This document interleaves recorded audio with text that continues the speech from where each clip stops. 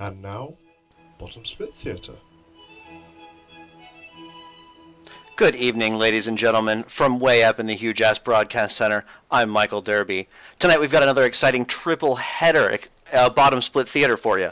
The first race of tonight is Street Stock at Charlotte Motor Speedway. Let's go and introduce your announcers, Alex Albert and David Haynes. Take it away, guys. Hi, everyone, and welcome to Charlotte Motor Speedway. I'm Alex Albert, and with me here in the booth, David Haynes. How you doing, David? G'day, pleasure to be here. Looking forward to a night of hopefully some close racing. Yeah, and I'm just making sure that we're live here. All right, so why don't you take us through the field, David, starting there with our pole sitter, Tyler Rowland. Well, 1,000th of a second separating our two on the front row there. Up front, it's Tyler Rowland, then Blair Betts, a seasoned competitor who we're used to. Then on the second row, it's Cody Ashpour and Robert Taylor. On the third row, Daniel Shaw and Michael Brecht. Behind them, Daniel Herbert, Andy Andrews. Coming towards the middle of the field, Andrew Wind and Eugene Daniels. It's not live.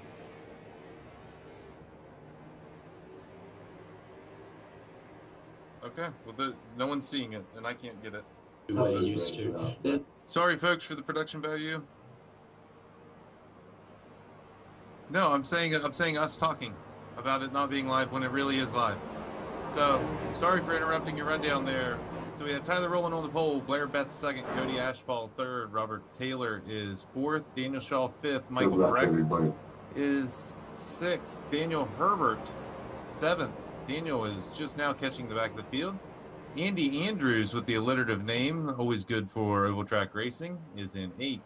Andy Wind, who is now trying to catch up to the field, in ninth. Eugene Daniels in the outside row. Matthew Johnson, 19. Another car, the inside row, a little bit slow on the go. Elizabeth Hudson, a female driver we have tonight in the 14, checking her brakes there in turn 4. Ooh, she nudges the 8 car. Robert Payton, 13, Joseph DeCiro, 14, and Travis Breachoff and Jeremiah Green round out the field. Back to Tyler Rowland here at the start. The green is out. Tyler with a good start. Touches the grass a little bit, gets away, clear of the other cars here. Indeed, they go too wide behind him, though. Too wide all through the pack. I think we're going to have to go back after this opening lap and look at a replay. I think there was a little bit of contact there.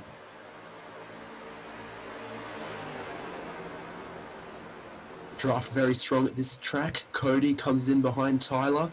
They were too wide right behind the leader. Hey, dude, if you're going to run the bottom and use the brakes. Don't have a door slamming. Blair Betts and Robert Taylor take it too wide as we come back onto the dogleg. Yes, listening to the radio, Blair Betts not happy with the other car there.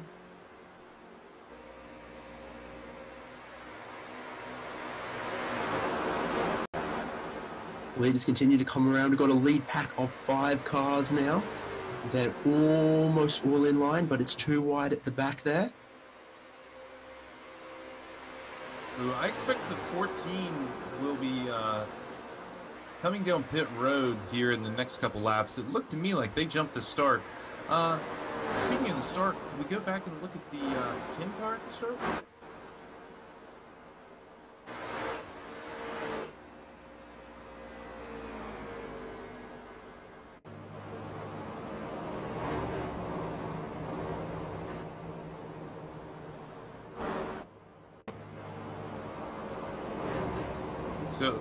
So it looked like someone comes down here on the 10, spins him out, but then continue with the pack as they go through the turns. There will be another spin, I believe.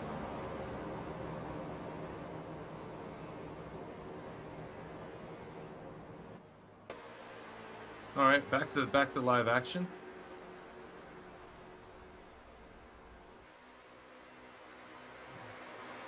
Wow. So we have, by my count, 1, 2, 3, 4, 5, 6, 7 cars on pit road here. Quite a few of them taking tires. The 7 car's smoking like a barbecue. Getting a new engine, hopefully. The 14 assume serving for that jump start. But, oh, and the leader, the 9 car in the wall. Now Blair Betts. Oh, Blair Betts gets up into him. Blair Betts is letting the 9 car of Tyler Rowland know his displeasure with the Whiskey Tango Foxtrot there, buddy. But Tyler Rowland able to continue on, extend his lead here over.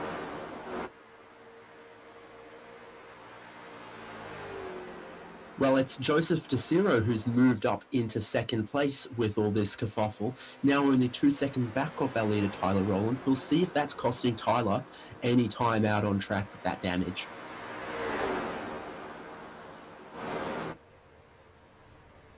Yeah, and this was one of our closest battles here. The battle for second.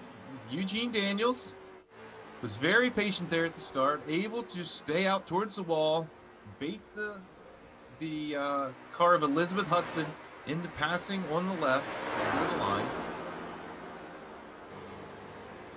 Ooh, a couple of cars moving slowly on the backstretch. Contact. The 14 into the 10 barrel rolling down the backstretch.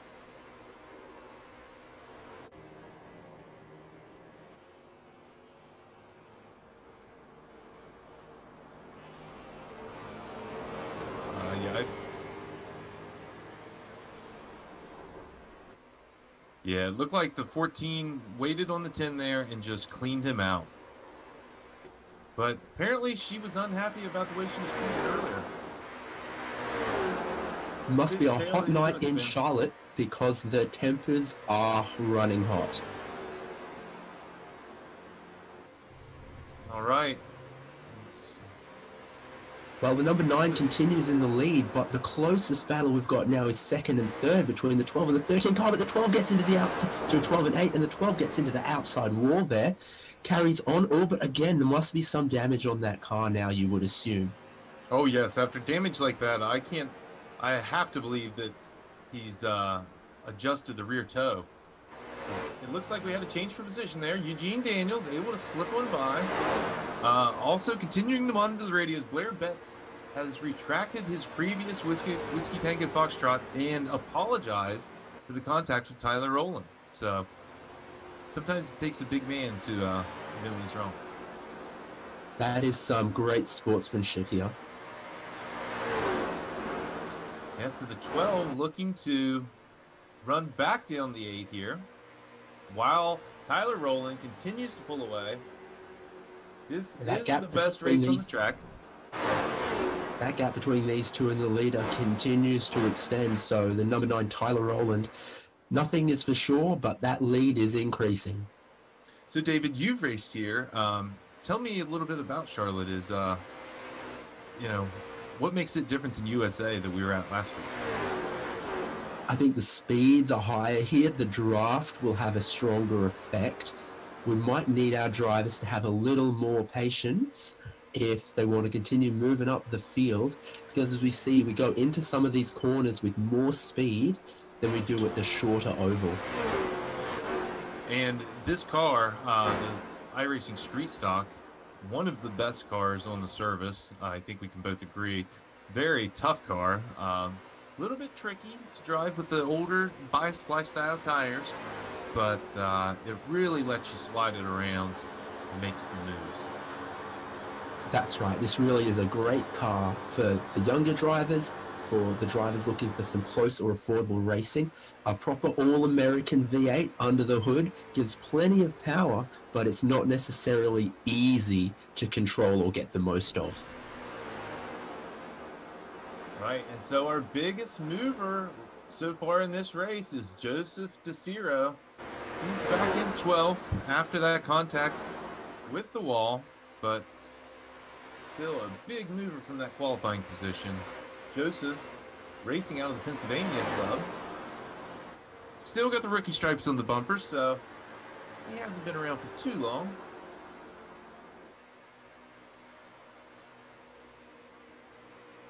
But what can you say? Doing well to be in third place. Lost that second place to Eugene Daniels in the number 8, but Joseph isn't disappearing. He's still up there within 5 seconds of the leader, within about a second and a half of second place. Just still circulating, putting in some good laps. Yep, and with a race like this, only 20 laps long, I would say there's no real planned stops, so the strategy has got to be just go fast from the beginning. But how much do you have to save the tires in the race, or can you just go flat out from the start? Well, that's right, Alex. This is a no pit stop sprint at just 20 laps. But one thing you do find with these tires is that it's very easy to get them hot, get the temperature into them, and from that point they could go away. There are some drivers who might make some moves from just being a little gentler in the first half of the race and still being able to get full attack at the end. Well, as we see the 8 and the 2 racing closely there together, not for position, but the 2 giving the 8 a little bump down the front stretch, it looked like there, helping him go. Yeah, that number 2 is Daniel Shaw, currently in 9th place. So he's a little out of position, but obviously car doing well, plenty of pace. See if he's going to be respectful with the second place car. And I'll tell you what, I've been watching our timing, and the fastest car on the track for the last few laps, probably aided by this bump draft and his drafting partner here, has been Eugene Daniels. He's got that gap now down to about a second and a half, and he's been closing in at anywhere from a half a second or more a lap. So I expect if he keeps this up, he's going to be on our leader's doorstep by the end of this race. It will be 5 to go this next time by. Let's go through the field. At the front, Tyler Rowland. And he's followed by Eugene Daniels in second place. And in third, Joseph DeCiro. Talked about him. But further back there in fourth, Daniel Herbert. Fifth, Robert Hayden. Sixth, Blair Betts. Seventh, Matthew Johnson.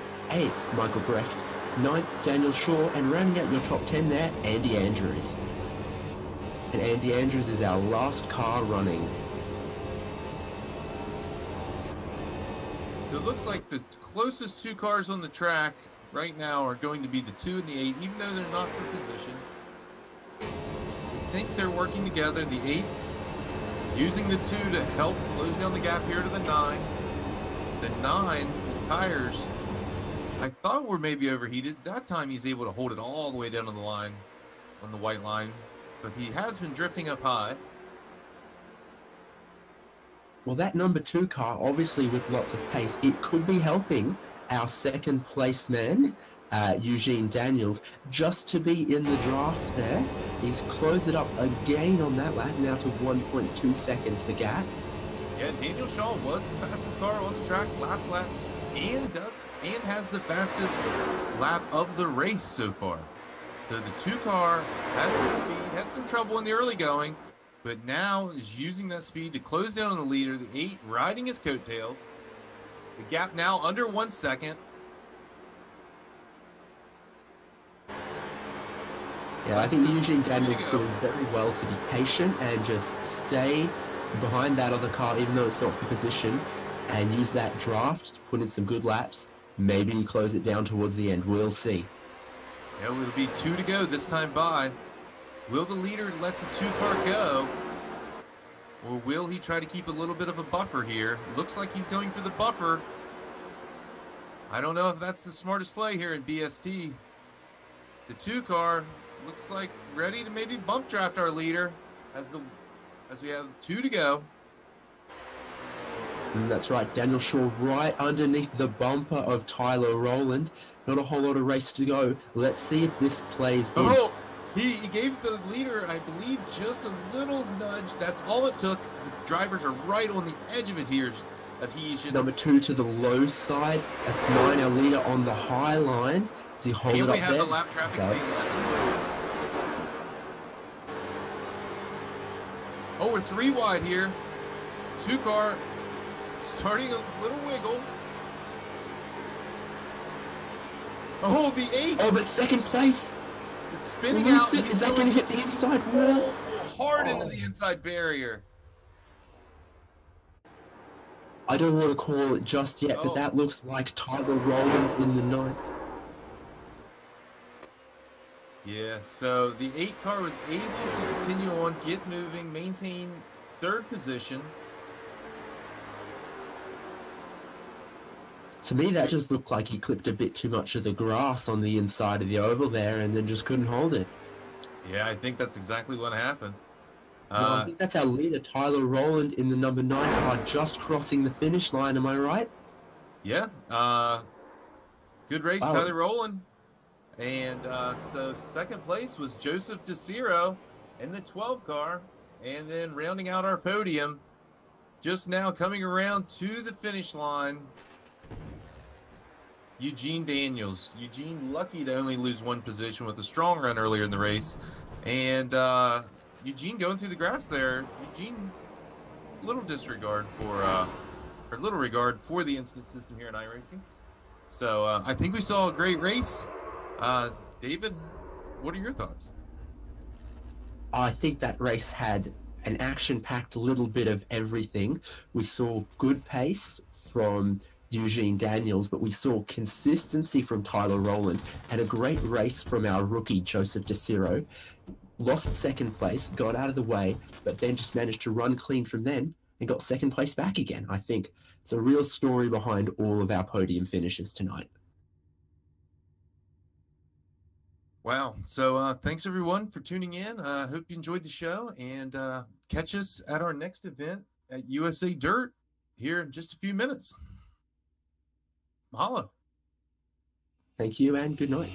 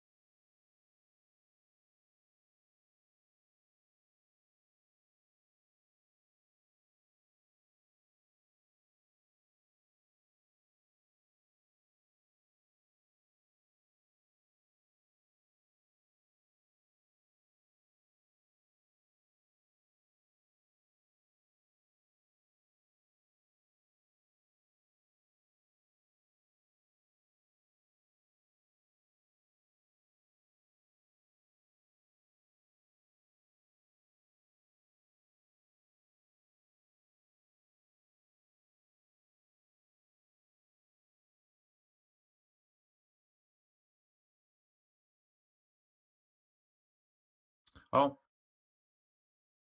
so here we are at USA International for another episode of Bottom Split Theater. I'm Alex Albert, and with me in the booth is David Haynes. How are you tonight, David? I'm doing well. Thank you so much for having me. Looking forward to some sideways slidey action on the dirt here. Yep, down here in Florida at the USA International Speedway. Looks like we have only 8 cars on the grid tonight. Corey Turner and Amber Clinton were not able to make the grid. Sad to see, but looks like we have Tyler Ray on the pole. Tyler's racing out of Michigan. I heard him chatting with some of the other drivers before the race. He's hoping this is his last race in the rookie series. Starting beside Tyler is going to be Robbie Mooneyham. Robbie is from Carolina. Starting third, Corey Summers. And beside him will be Matthew Yorshaw. In the 5th spot, Jason Weissenberg. In 6th, Paul Leach. Starting in 7th will be Austin Crone, and rounding out our field is Elizabeth Hudson. Elizabeth was also in her first race tonight, so welcome back, Elizabeth. All right, now all the cars are away. Should be 2 pace laps here at USA. So what are your keys to the race here, David? What do you think the keys to success tonight are? Well, I think we've got 20 laps on dirt. We've got some longer straights than some other dirt tracks. I think it's going to reward a driver who can keep it clean, a driver who can recognize trouble and avoid it, and maybe leaves a little more space than they think they need to the other drivers, just to keep it clean. That's a good point. With these dirt cars, and especially the street stocks, they're heavy. And, once you get it pitched down in the corner, you're going so fast, it's hard to change direction. The drivers, they're already going through the corners as absolutely fast as they can to keep it off the wall. There's no margin for error, and often it makes it to where they just cannot get out of each other's way if one's stopped sideways in the road ahead. So we should see our pace truck pull in this time by. Looks like the only female in the field, Elizabeth Hudson, wanted to lead there for a moment. Now on the brakes, falling back in line. Elizabeth received a penalty at the start of our last race for improper passing. Elizabeth there nudges the 5 before the start, as is tradition in bottom split theater. Yeah, I wonder what Austin Crone will be thinking about that. I don't know whether he has aspirations to win this race or aspirations to have a clean one, but that won't be helping either. All right, so they're away. As we can see, the 1 car right down into turn 1, the 10 on his bumper. He let it away. Robbie Mooneyham gets underneath him and can't quite hold it into the next corner, I don't know, but very close, and 2 different strategies they touch once again. Ooh. And the 10 slides up the track. The 1 unhappy. He's voicing his displeasure to his crew about the way the 10 car's driving him. Looking down low. The 1 trying to get back to the front where he used to be. Oh, and he just, he just spins dumped him. the 10. He said, I gave you 2 tries. You drove right down into me. I had to turn him around. I don't know if I agree with that. What about you, David? I feel like this early in the race, there was more options. It seemed a little unnecessary. I can see why Tyler would have been maybe frustrated with the other drivers' movements, but is there any need for that if it's avoidable? Oh, and they collide again. He's waited for him to come around, and that's the second and third place cars out as well. Big contact, and both of those gentlemen will be at the steward's office after the race, I can only assume. So, can we get our director go back? Yes? So I'm going to go back and look at that contact. I think it's obvious who started that, but we know where it started and we know why, so Yeah. it can be up for everyone else to decide who they think was wrong. 10 car just sitting the wrong way in the middle of the road, waiting, turns down into the 1, and the 1 told his crew that he hopes the 10 enjoys the band And I have to believe he may see some disciplinary action from the stewards.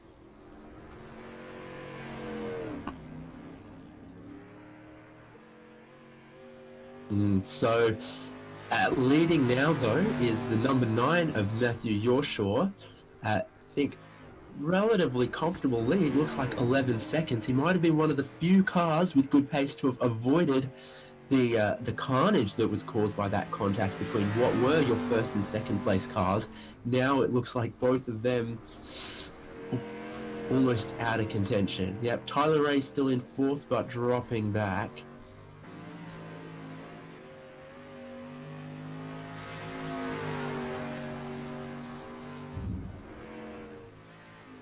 So now your top 3, big reshuffle, is Matthew Yorshaw, Austin Crone, and then Corey Summers. Austin Crone got that bump from Elizabeth Hudson at the start of the race, but has managed to be clean, it seems, since then, holding on to 2nd. But the lead for Matthew Yorshaw continues to extend. Yeah, Matthew Yorshaw looking very strong out front with a 15-second lead over the 5 car of Austin Crone, who's working his way through turn 2 behind the 3 car.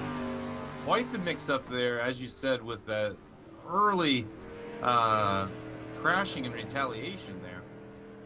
I have to believe the 1 was in the wrong to turn him when it really didn't need to, and maybe the second lap, but the 10 with a really unexcusable behavior with driving the wrong way on the course and purposely crashing into someone.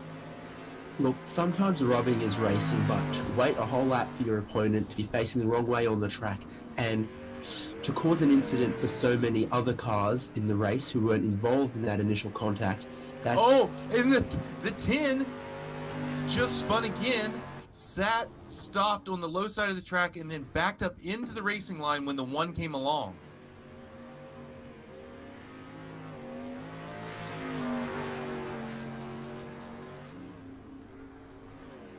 Yep, he spins a little left, a little right, having trouble, then backs up into the field.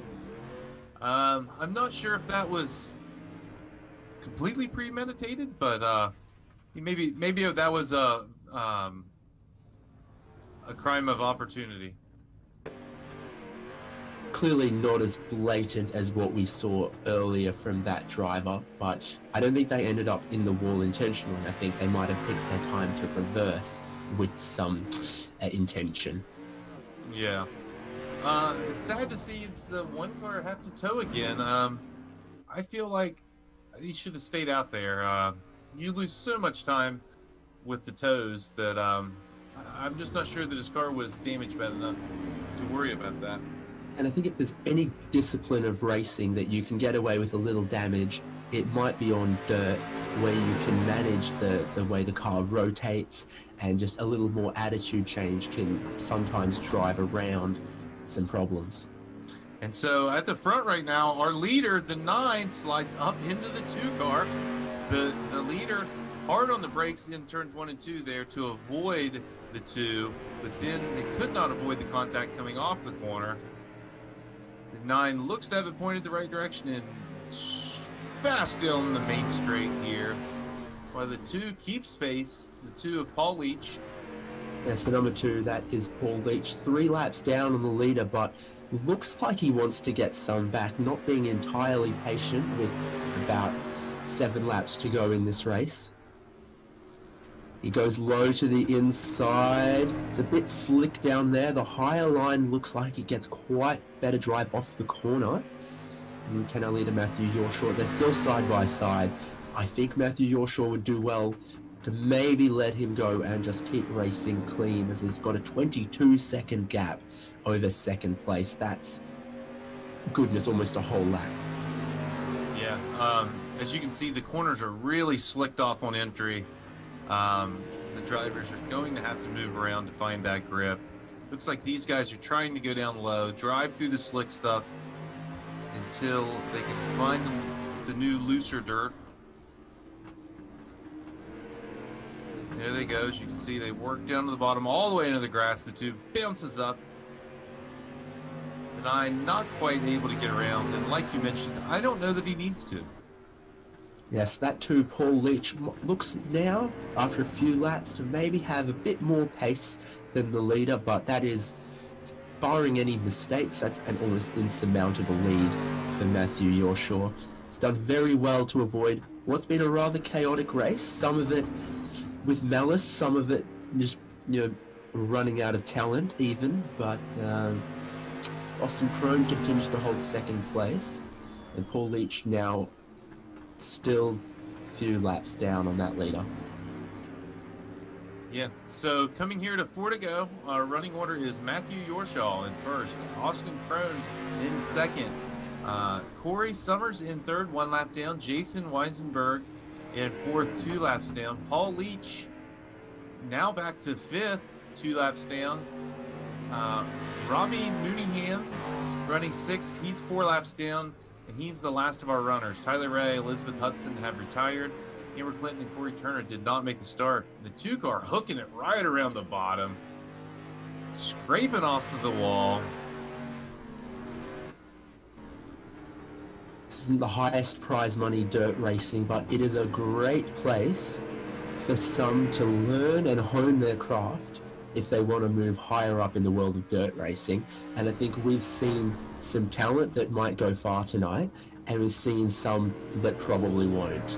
I think we've seen poor attitude and some reckless racecraft from 1 or 2 drivers. Yeah, I hope that the 10 car is able to look back on this footage later and maybe see that he acted, just a little out of what we would consider the norms here. So, coming around this time, our leader, the 9 car, moving through turns 3 and 4. His eyes now on the flagman with the white flag in the air, waving it one more time around. Choosing the high line for this last run through 1 and 2, working it down to the apex, then sliding back up to the wall. Hard on the throttle here. Yeah, appears to be taking it rather cautiously, and can you blame our leader? I have to believe he part of him wanted to be able to lap the 5 car, but the risk versus reward was not worth it because he's now brought home another trophy.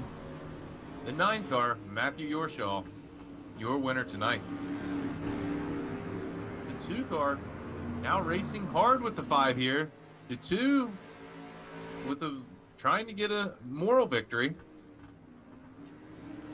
Well, that's big congratulations to our winner, Matthew Yorshaw. Austin Crone in second. Not the fastest driver out there, but boy, did he do well just to keep it clean all race. Third, Corey Summers. Yes, what a strong podium we have. So I don't think Tyler Ray is going to get his wish of getting out of rookies like he said that he wanted to before this race with the 6 incidents. So maybe we'll see Tyler again next week. But congratulations to our winner, Mr. Matthew Yorshaw. So thanks again, everyone, for joining us for an episode of Bottom Split Theater Dirt. I'm Alex Alpert. My co-host has been David Haynes. And join us again at 10 o'clock for Bottom Split Theater Road at Phoenix. So we'll see you again here soon. Thanks and good night.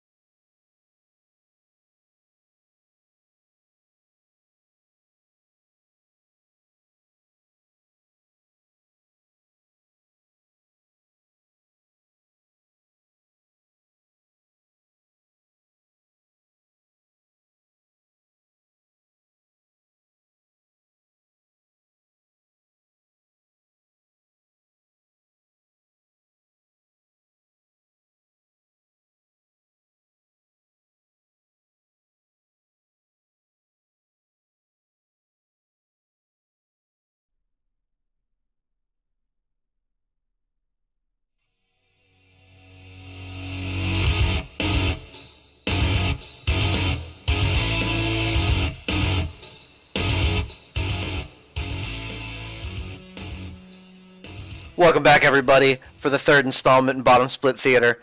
Tonight we've got the Mazda MX-5 Cup car at Phoenix International Raceway. I got 15 laps of this race.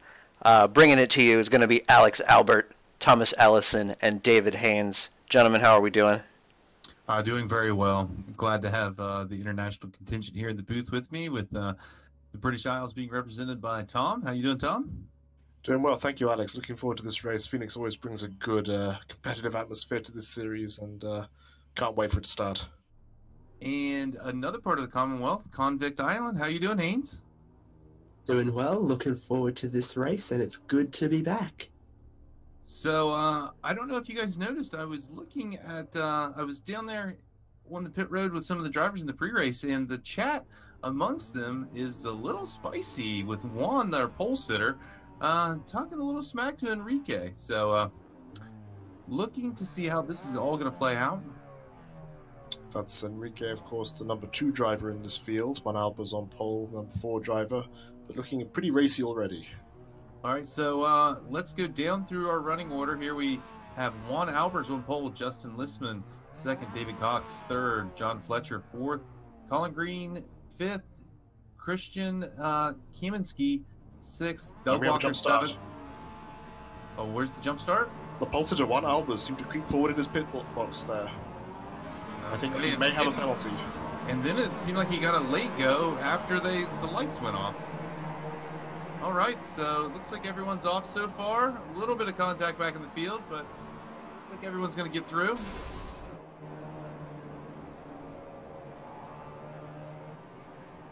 I think there was a little bit of contact there between 4th and 5th place, but nothing too dramatic. We have Juan Albers from pole taking the lead. Ooh.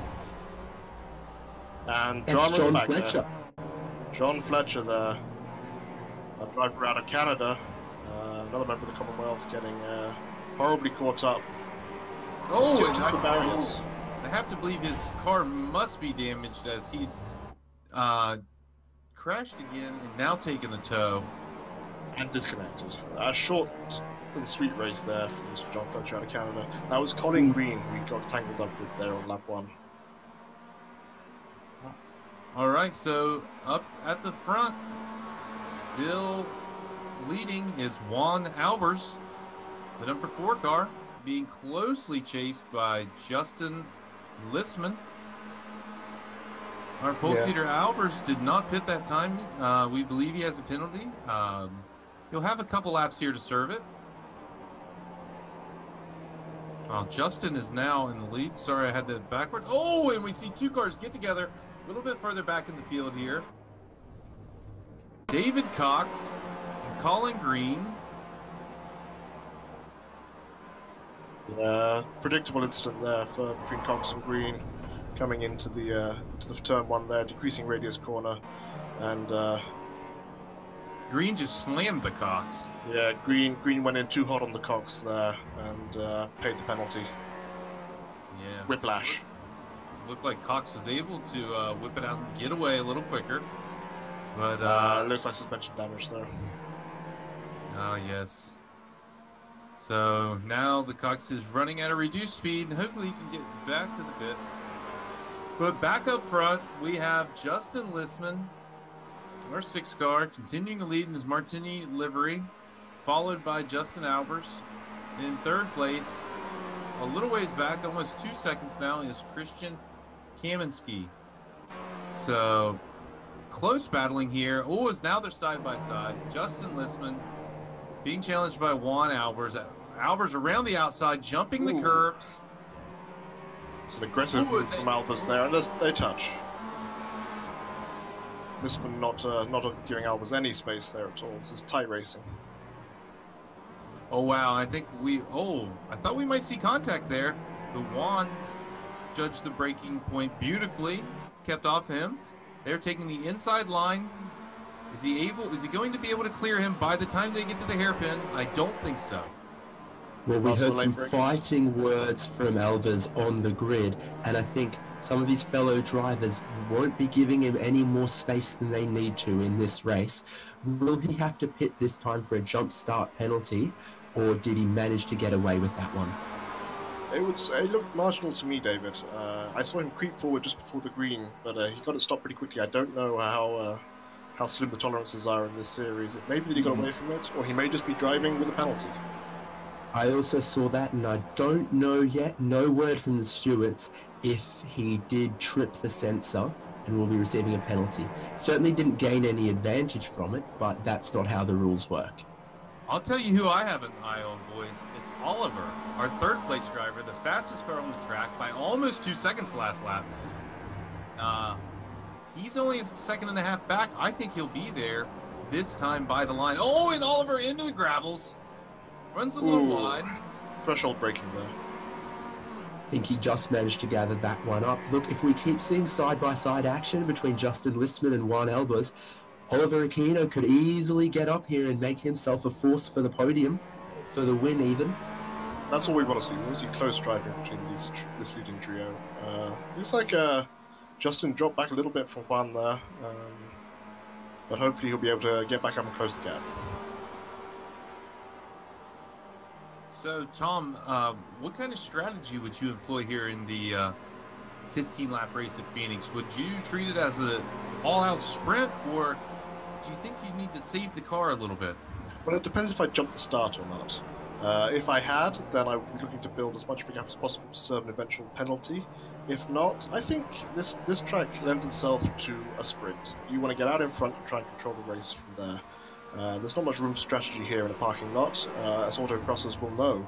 The idea is just to go flat out and hope for the best. And, David, could you give me a little bit of an understanding of what it's like to drive the global Mazda MX-5? Well, the global Mazda MX-5's not got a whole lot of power. We're talking in the range of maybe 120 or 130 horsepower. And so what that means is carrying the momentum through the corners, critically important. Now, it's a fun little car to drive. It does handle well through some of the twistiest stuff, but you've got to always be carrying the momentum through the corners, otherwise you just won't make any time. Great insight there, guys. And so as we see, the closest battle on the track is still the battle for second. Our leader, Juan Albers, is starting to open it up a little bit. Oliver Aquino. Is that good, Tom? Good enough. Aquino. Yeah, I'd say he's Filipino. Aquino, the Filipino, is hard charging in the third position here after Justin Leesman. And I want to raise a little point here.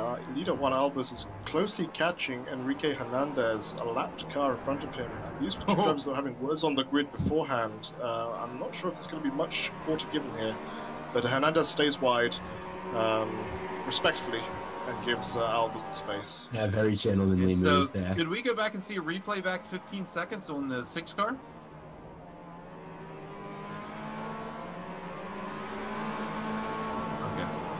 So yes, we see Aquino here. He seems to have a slowdown there coming to the game. He's had to give the position back to Listman, but hopefully he won't be slowed down too much and still have the time to catch up with him.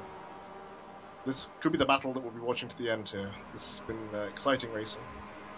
Well, I think that's the Oliver nature as of a the parking driver, lot. Oliver as a driver with an I rating of almost 900, he's very experienced with the racecraft there, able to give back the slowdown at just the right amount of time and not lose the draft. And Hernandez here in the lap car, once again getting involved with second and third place. Hopefully he'll be as gentlemanly as he was with the leader, giving plenty of space here through the difficult left-right section. Oh, taking an interesting line there, and is going wide and much wider. Oh, but able to hold the brake. Listening to his instructor's advice in driving school. When you spin, both feet in. Good job getting it slowed down. No one else was collected. Yep, veteran car control there from Hernandez. And we see Aquino here with Listman getting very tight under braking. But still Listman able to hold on to second place. And I've noticed that Oliver Aquino holding a tighter line both through the long right-hander in the infield, but also on the hairpin back onto the oval. Maybe that's not giving him the best run out of the corners, but it's definitely making him time through the corners, and he gets very close. We'll see if he can make a move. Oh boy, I see a slow car here. Ooh.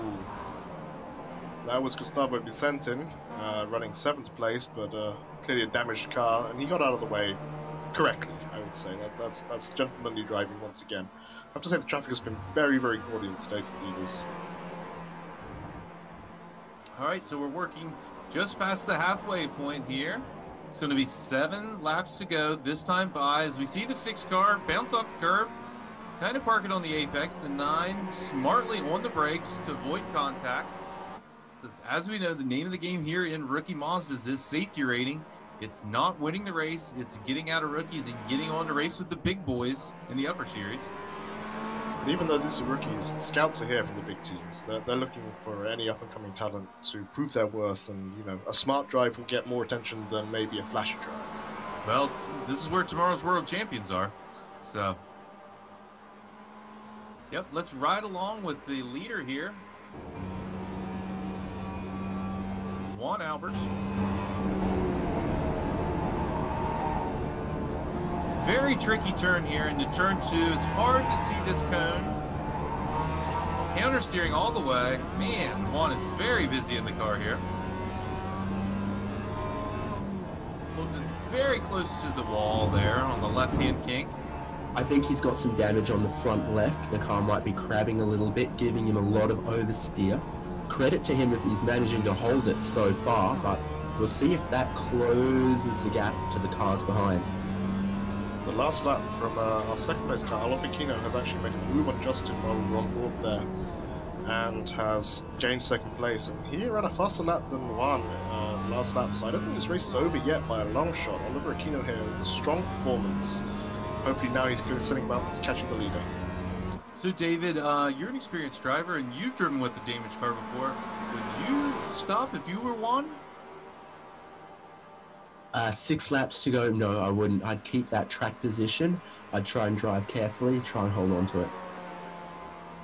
Well, it looks to me like Oliver is ready. He smells blood, and he's ready to make his move here towards the front, closing down the gap on our leader, now down to just a 1.5 seconds. He's over a second faster than the leader in that lap alone. Juan dealing with this damaged car, and Oliver smells blood in the water here, and I think he's going to be going for the win. When we were riding along with Juan, he looked busier than a one-legged man in an ass-kicking contest to me, so I'd be surprised if he's able to keep that car underneath him all the way to the finish. Yeah, it's tough. He's certainly busy in that cockpit. And Justin Listman here in third, he's not letting Oliver get away. He's pegging the gap now, and maybe going to get dragged up into the battle for the lead here yet. Boys, I think we're watching a good race. This has all the possibility to close up between these 3 coming into these final 5 laps. There'll be 5 laps to go when our leader crosses the line now. All right, so I think that's a good time for a rundown. So our leader, Juan Albers, about 1.3 seconds back, runs Oliver the Filipino Aquino. Third place is Justin Listman. In fourth is Christian Kiemanski. Haven't heard much out of Christian tonight, but a nice solid run there in fourth. Journeyman effort.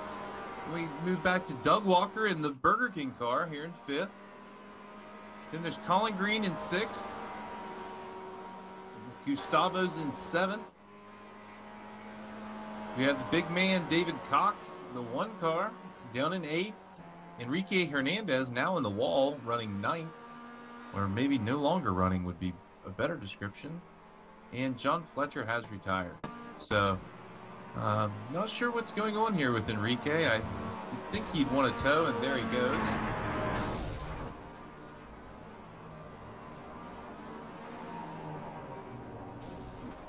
Looked like the Burger King car just punted the 2 car into the barrier. And fastest car on the last lap was Justin Listman in third place. He's not letting Oliver or Juan get away, and hoping to close the gap here. I'm still hopeful for a 3-way battle for the lead here before the end of the race. Right, things are shaping up nicely here. Wow, the 6 car right on the edge, down on the pit road from the main straight. Really see the suspension moving around. Yeah, this is getting good now. These drivers are hungry for the win, and they're on the edge. They're on the ragged edge of adhesion throughout this parking lot. And there, Juan runs a little wide. Oh, and here are the lead now. Oh, and contact. Contact We with have the lead contact. guy. One, just being told that Oliver's there behind him, and he's run wide there. It's going to give Oliver a run towards the outside of the chicane here. But One one cuts protects. him off. Yeah, one with the defensive line. Now down to the apex, parking it. The 9, giving him the bumper, letting him know he's no fan of the old trick.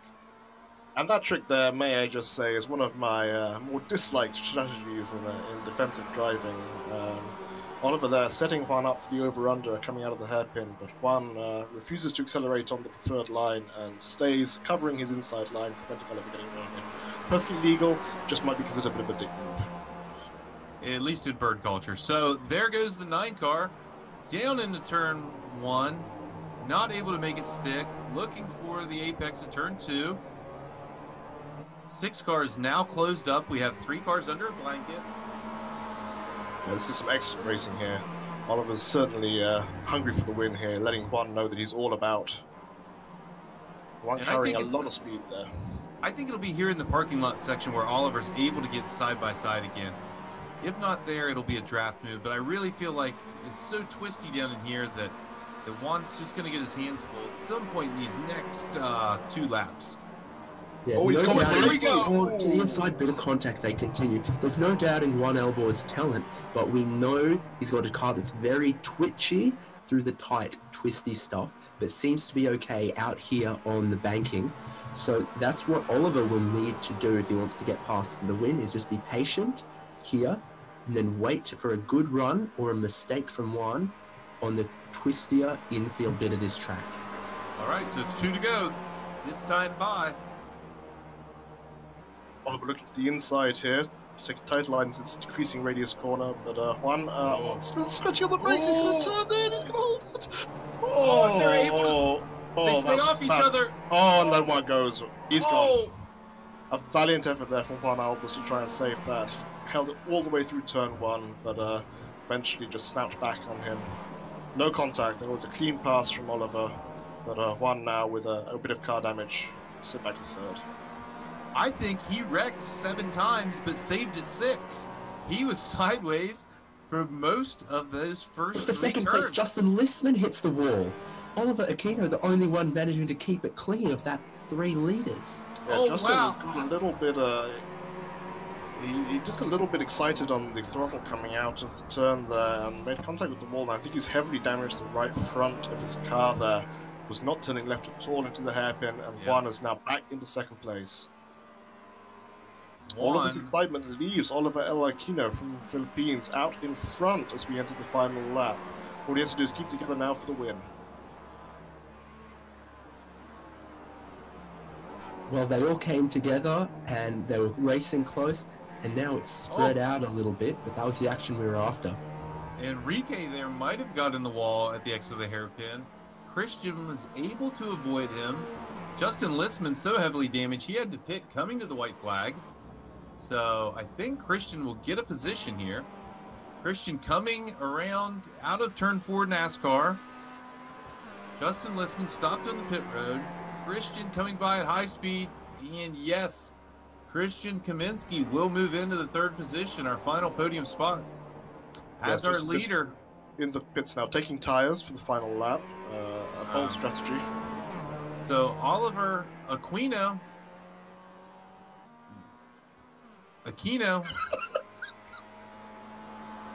Through turn. Turn 4. 3 and 4. Coming to see your checkered flag. The flagman has it in the air, waving. Your winner tonight, Oliver Aquino. Juan Albers. I don't know why I keep calling him Justin. Juan Albers coming home in 6th with a heavily damaged car, but a valiant effort by Juan. Christian Kaminsky now entering the last 2 turns here, the oval section.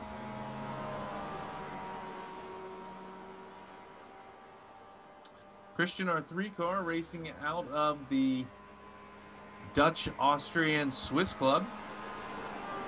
So congratulations, Christian, on the podium finish. Next will be, looks like it'll be Doug Walker Looks like Justin Listman lost 4 positions there on that last lap. You really have to question the strategy of taking tyres on the final lap. I'm not sure if that was best serving him by taking that extra time in the pits.